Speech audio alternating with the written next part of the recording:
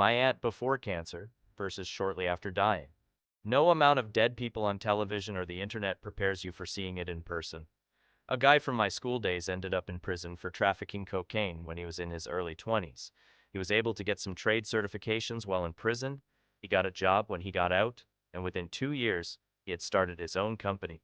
He is kicking ass and taking names now. I am very happy he was able to turn his life around. My old dean in high school was huge my freshman year.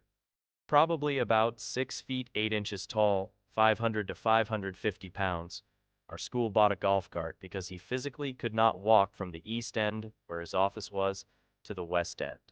I got into trouble a lot my freshman year because of things that weren't my fault, and he bailed me out every time because he actually analyzed the situations presented to him, something that had never been done at my previous schools, so I saw him a lot then.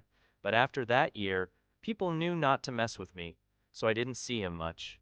When I graduated from school, I saw him for the first time in years, and I legitimately gasped. He had lost probably 250 pounds and could actually walk long distances without resting.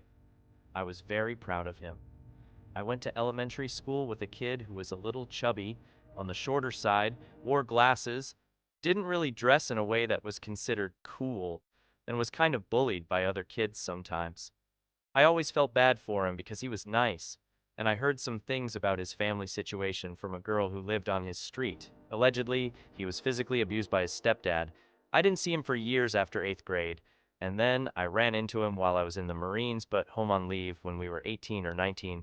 He was also in the Marines and home on leave as well, so we were hanging out one night and bonding over that. Anyway, I totally didn't recognize him at all when I first ran into him.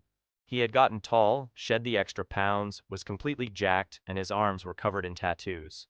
If he wasn't such a nice guy, he'd have looked intimidating. I saw my brother stop using meth and get his life on track. The difference 6 months and no meth makes is insane. Can I toot my own horn? I had a pituitary tumor that caused Cushing's disease. I gained 100 pounds, became diabetic, had hypertension, my hair fell out, hair grew on my back and chest, I'm a woman, acne, my eyes were swollen shut, I looked pregnant because my belly was so distended, and all muscle atrophied on my body. I'm 18 months out from neurosurgery, and all of that has been reversed, and I barely recognize the person I was for so many years because of a tiny tumor. Watching my bank account after payday turn into a ghost town within a week. A girl I went to school with was always picked on because her parents were poor. Her mother worked in a minimum wage job, and her dad didn't work at all. To be honest, I don't know how people even noticed her enough to bully her, as she was always quiet and came in and out of a class unnoticed. At school, she always, I hate to say this, took the bullying and never once ever complained. That's the best way I can describe it. I remember her as always of average looks and intelligence while we were at school and very skinny. Once we left school, everybody went their separate ways. Last year, she surfaced on Facebook with a family and also a degree from Cambridge University. It turns out she had joined the Army, went through officer training at Sandhurst, and is a captain in the Army Air Corps. She has pictures of her tours in Iraq and Afghanistan. The quiet girl who got bullied was a very intelligent, tough person who I suppose we all wanted to be ourselves. It was nice to see. From my generation, I'd say the transformation of Bill Cosby's public image. He went from about as wholesome as one could be to a reviled, degenerate creep. That kid who played Neville Longbottom in the Harry Potter movies aged well. Not my batchmate, but an upperclassman. I used to go to a public high school where everyone was poor or middle class, absolutely no rich kids. This is in a province in a third world country. So when I say poor, I mean down and out, dirt poor. I made friends with this older guy, who I always see on my walk to school. When I asked him where he lived, he would always point up to the mountain. I always thought of it as a joke, but when he didn't show up for class after a really bad storm, rumors spread that his family's house in the mountains got destroyed. He stopped school after that, and I haven't talked to him since. He finished high school the next year and applied to a prestigious university in the country. He took a finance course but had to stop a few times because of financial issues. He graduated 6 years later, with honors nonetheless.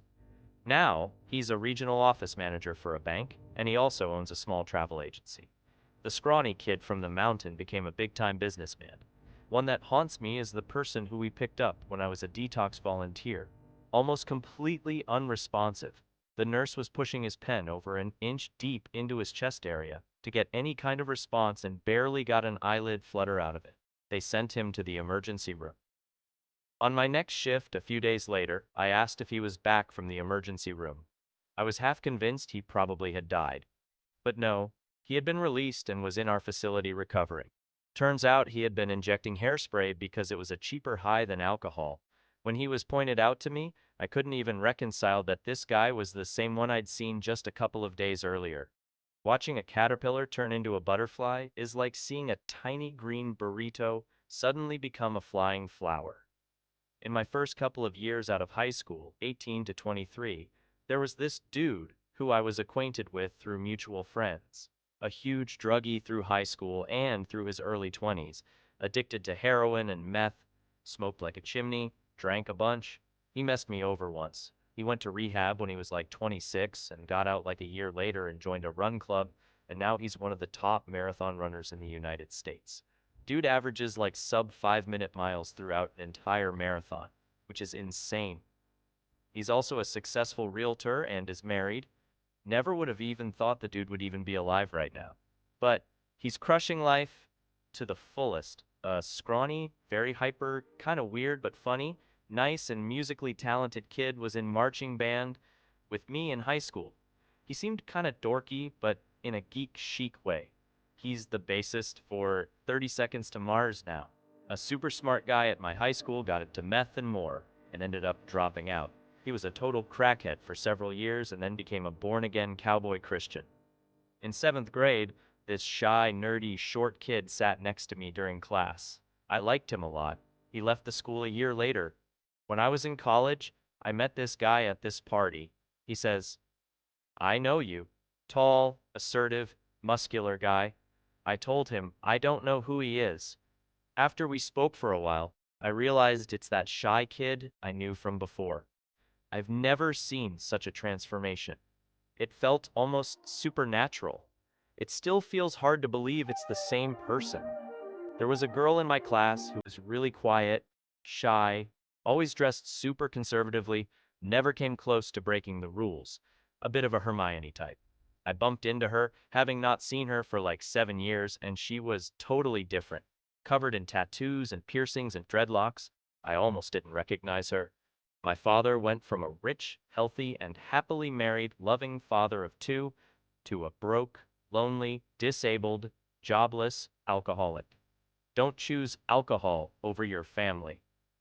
Magikarp to Gyarados. Good on Stevo for getting sober. My flat, after I got medication for my attention deficit hyperactivity disorder,